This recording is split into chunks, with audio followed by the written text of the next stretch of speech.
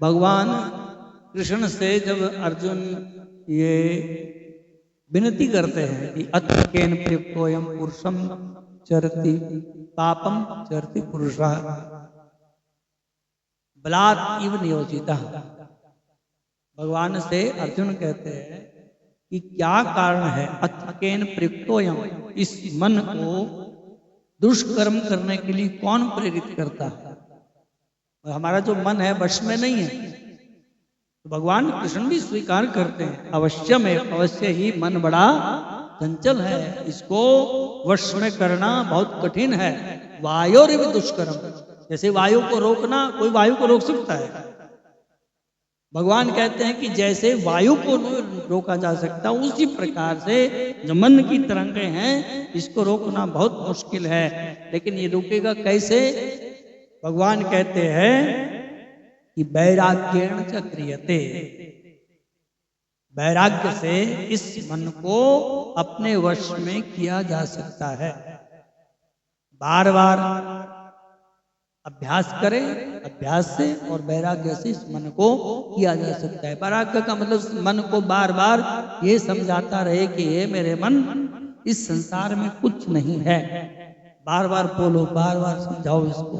जैसे तुलसी जी कहते हैं श्री रामचंद्र कृपालु भज मन, हे मेरे मन भगवान रामचंद्र जो बड़े दयालु हैं, बड़े कृपालु हैं, उनका भजन करो। श्री रामचंद्र कृपालु भज मन हरण भव भय दारुण, जो अनेक प्रकार के दारुण भय हैं, विशेष रूप से भवसागर, उसका जो हरण करने वाले हैं, उसको मिटाने वाले हैं।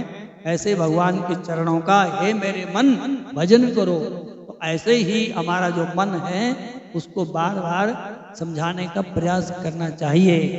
ये मन, तभी तो साधक बोलता है कि मन बड़ा चंचल है, कैसे तेरा भजन करूं, उसे जितना भी समझाऊं उतना ही मचल जाए। जैसे जैसे समझाने का प्रयास करते हैं भागता बहुत है।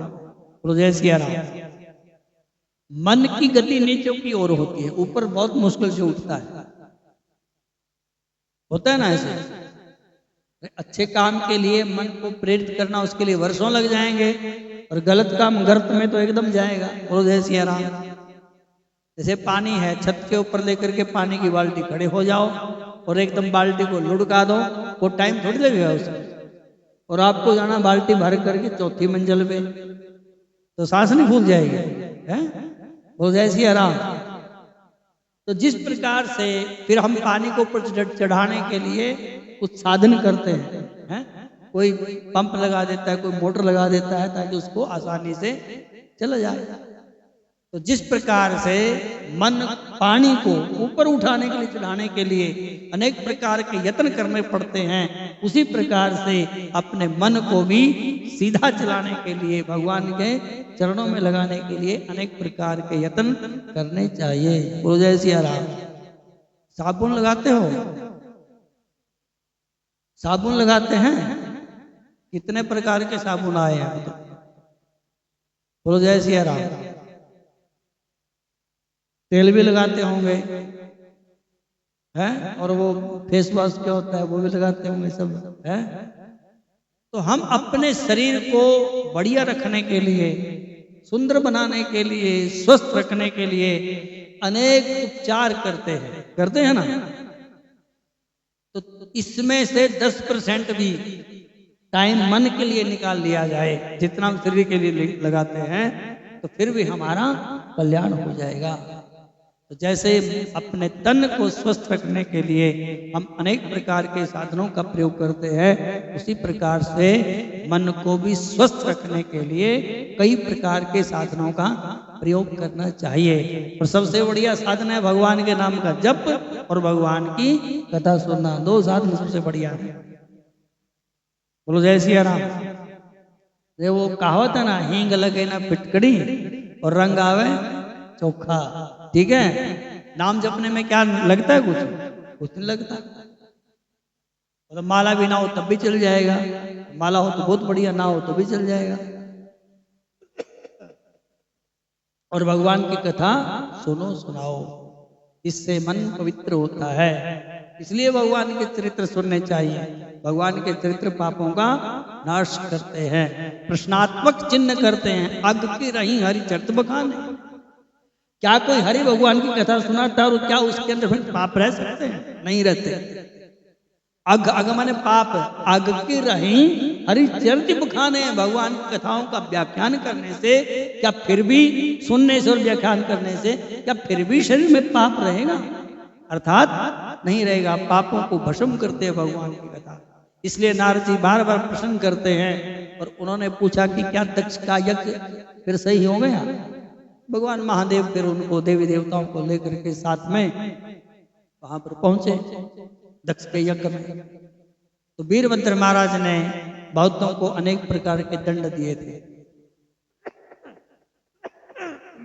किसी की आंख फोड़ दी, किसी की दाढ़ी नोच दी है, किसी को मुक्का मारा, और ऐसा ऐसा मुक्का मारते थे 32 के 32 दांत बाहर। बोल जय सिया राम। अब यह हमारे नहीं समझ में आती है कि जब वीरभद्र ने मुक्का मारा होगा तो कौन से एंगल से मारा होगा भाई जिससे 32 दांत निकल जाए? हैं? बोल जय सिया राम। इधर से मारेगा तो इधर के टूट जाएंगे, या तो इधर से मारेगा तो इधर के टूट जाएंगे, हैं? सीधा ही मारेगा तो अगले टूट जाएंगे, हैं?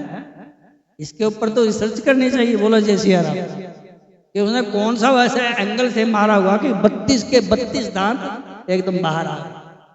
तो वीरभद्र महाराज ने किसी के दांत तोड़ दिए, किसी की आंखें फोड़ दी, किसी की दाढ़ी नोच दी, और जो मुख्य यजमान जी थे दक्ष महाराज, उनका तो सिर ही तोड़ मरोड़ करके अग्नि कुंड में, जहां बड़ी धक धक धक धक करके अग्नि जल रही थी।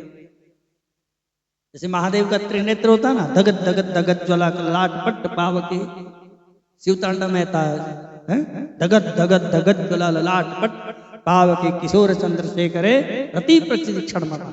रावण भगवान की स्तुति करता है, तो दग दग दग दग करके जो आग जल रही थी हवन कुंड में, तो वीरभद्र को क्रोध आया हुआ था और दक्ष का सग काट के वहां पे फेंक दिया। तो भगवान ने कहा कि चलो यज्ञ पूर्ण करते हैं, यजमान का सिर लेकर के आओ।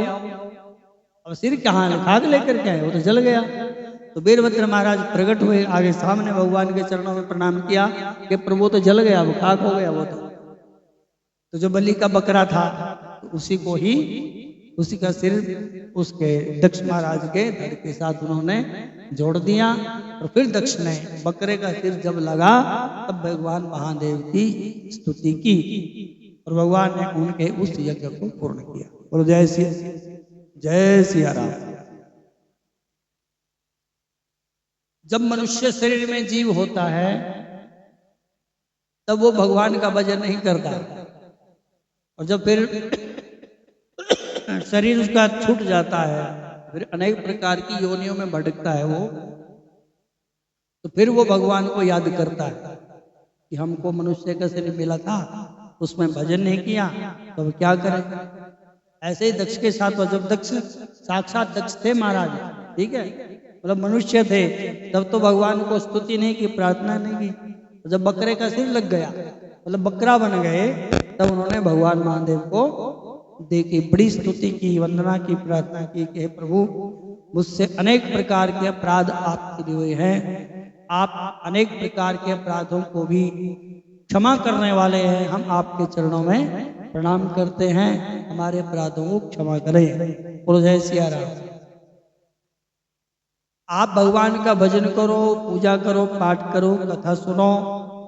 समाज में, घर में, पड़ोस में कोई कुछ बोलता रहेगा, आप सबको संतुष्ट नहीं कर सकते हैं। अब जरूरी नहीं है कि आप अच्छे काम करो सब लोग आपसे संतुष्ट हो जाएं। जैसे हम कथा में जाते हैं तो कई लोग बोलते बड़ा भक्त बन गया अब तो है, तो हर रोज कथा में आप तो पड़ोसी बोलते होंगे, जो नहीं जाते हैं वैसे ही बोलते हैं। जय सिया राम। अपने कहावत है कि सबसे बड़ा रोग क्या कहेंगे लोग हमको क्या कहेंगे। अरे लोगों का काम है बोलना, अपना काम है अपना काम करना। बस किसी भी प्रकार का कोई सत्कर्म करना हो, धर्म करना, कर्म करना हो, तो एक तो ये ध्यान रखो कि जब भी कोई धर्म का काम करें, आप सलाह लेते हैं ना एक दूसरे की, बोलो जय सिया राम, तो कंजूस आदमी से सलाह नहीं लेनी चाहिए, ठीक है। जो अपने आप जितना खाता है, अगर दूसरे का भोजन बनाना पड़े तो उसी हिसाब से बनाएगा कि मैं तो वही 2 फुलके खाता हूँ, ये भी 2 फुलका खाता होगा कि नहीं, और जो 5-4 फुलके खाता होगा वो उस हिसाब से बनाएगा। अब जब अश्वमेधा यज्ञ हुआ तो ये प्रश्न उठा कि भंडारी किसको बनाया जाए, तो भगवान ने झट बोला कि भीम को बनाओ भंडारी। बोलो जय सिया राम। क्योंकि भीम अपने हिसाब से बनाएगा, फिर बनवाएगा। भाई मैं इतना खाता हूं तो दूसरे खाने वाले होंगे जो वो इतना खाते होंगे, ठीक है। तो कोई भी धर्म कर्म का काम जब करे कंजूस आदमी से सलाह लेनी नहीं चाहिए और लोगों का ज्यादा चक्कर में नहीं पड़ना चाहिए, क्या कर रहे हैं क्या नहीं करने हैं। लोगों को खुश करने के लिए आपका जन्म थोड़ी हुआ है। आपका जन्म किस लिए हुआ है? भगवान का भजन करने के लिए। इस भवसागर को पार करने के लिए हमको भगवान ने 2 पैर दिए हैं, 2 हाथ दिए हैं।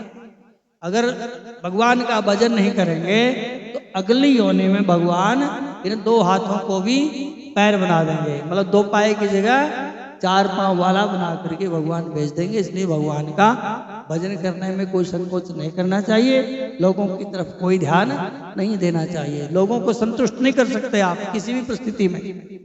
बोलो जय सिया राम। तो एक बार वो उसमें कथा की कहानियां सुनाते हैं ना कि भगवती पार्वती ने महादेव से कहा कि चलो भ्रमण करके आते हैं। भगवान ने कहा कि चलो।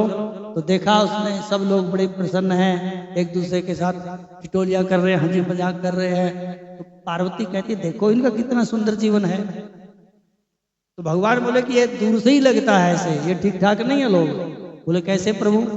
बोले ठीक ठाक नहीं है, कमियां निकालने वाले इनमें ज्यादा होते हैं, अच्छाई निकालने वाले बहुत कम मिलेंगे। बोले नहीं मैंने ऐसे मानती हूँ। पार्वती बेचारी सीधी सादी है। पार्वती जो शब्द है वो पर्वत से प्रकट हुआ है, मतलब पर्वत की बेटी पार्वती। और पर्वत साधारण होता है। दक्ष की बेटी दाक्षायणी, दक्ष जो दक्ष की बेटी थी सती, वो बड़ी चतुर थी, बड़ी चालाक थी। लेकिन जो पर्वत की बेटी है उसका नाम है पार्वती, साधारण। तो कहते कि नहीं प्रभु। तो भगवान कहते कि परीक्षा करोगे? तो पार्वती ने कहा कि ठीक है जो कर लेते हैं। तो भगवान ने स्वरूप बदल दिए, एक साधारण व्यक्ति और साधारण महिला बन गए। और एक घोड़ा प्रकट किया भगवान ने। बोलो जय सिया राम। तो भगवान घोड़े के ऊपर बैठ गए और साथ में बैठा लिया पार्वती को। तो दोनों घोड़े के ऊपर बैठ के, सुनिए ना कहानी आप। जाने लगे तो रास्ते में गांव की कुछ औरतें और पुरुष मिले, तो देख करके बोलने लगे उनको, अरे कितने पागल लोग हैं, घोड़ा इतना कमजोर है, दोनों बैठे हुए हैं इसके ऊपर। तो पार्वती ने, महादेव ने सुन ली वो बात। तो पार्वती कहती है कि प्रभु मैं पैदल चलती हूँ और तुम घोड़े पे बैठ जाओ। आगे 5-4 फिर मिले, वो कहले कितना मूर्ख आदमी है, अपनी घरवाली को नीचे चला रखा है और आप घोड़े के ऊपर बैठा है। तो पार्वती कहती है कि आप उधर जाओ मैं बैठ जाऊं।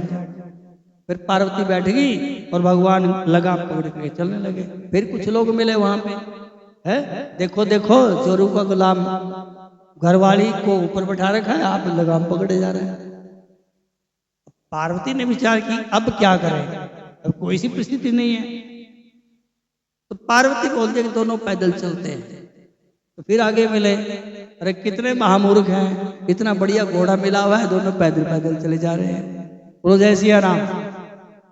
तो भगवान महादेव फिर पार्वती की ओर देखते हैं कि ठीक है देख लिया लोगों का व्यवहार कैसा होता है, ये लोग जीने नहीं देते हैं। आप बढ़िया कपड़े डालेंगे तो भी जलन होगी, है अच्छे कपड़े नहीं पहनेंगे तो भी हंसी मजाक उड़ाएंगे, मंदिर में जाएंगे तो कुछ बोलेंगे, गुरुद्वारे में जाएंगे तो कुछ बोलेंगे, घर में रहेंगे तो कुछ बोलेंगे।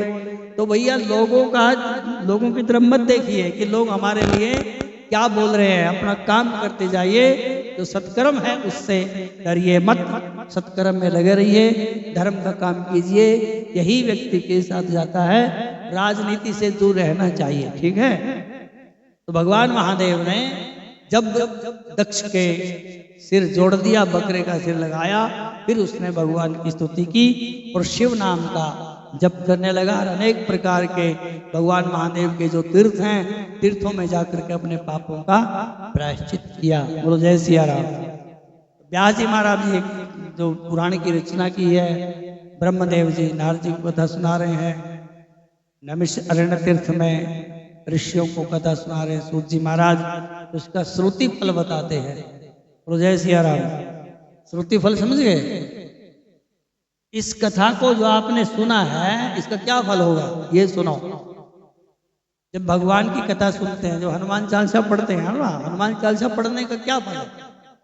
जो यह पढ़े हनुमान चालीसा होए सिद्धि साखी गौरी सा, शंकर भगवान साक्षी देते हैं किस व्यक्ति को सिद्धि प्राप्त हो जाएगी। तो जिस काम के लिए कर रहे हैं वो उसको उसका पूर्ण हो जाएगा, उसका श्रुति फल है हनुमान चालीसा पढ़ने सुनने का। तो इसी प्रकार से जब सती चरित्र सुनते हैं तो नारद जी को ब्रह्मदेव कहते हैं कि हे नारद, जो इस सती और भगवान शिव के चरित्र का श्रवण करता है, भगवान उनके मनोरथों को पूर्ण करते हैं, उनके घर में सुख और समृद्धि बनी रहती है, जीव कर्म में लग जाता है, भगवान के चरणों में उसका प्रेम होता है। ये उस व्यक्ति को कभी भी नरक में नहीं जाना पड़ता। बोलो जय सिया राम। अब कल की जो कथा होगी, आज की तो कथा विश्राम लेती है। बोलो शंकर भगवान की जय। जो कल की कथा होगी उसमें पार्वती का प्रागट्य होगा, पार्वती जी का जन्म होगा, और अगले दिन फिर पार्वती जी का विवाह शंकर भगवान के साथ होगा। ये कथा सुनेंगे और साथ साथ में हम, अब दिन रह गए थोड़े, कथा तो बहुत है, कथा तो इतनी कथा में से और इतनी सी हुई अभी। बोलो जय सिया राम। ठीक है, तो जो भगवान के दिव्य ज्योतिर्लिंग हैं उनकी कथा एक एक करके सुनेंगे आखिर तक। तो 10 ज्योतिर्लिंग की कथा सुनाएंगे, तो साथ में पार्वती जी का प्रागट्य और उनकी कुछ लीलाएं कथा सुनेंगे। आज की कथा विश्राम लेती है। बोलो शंकर भगवान।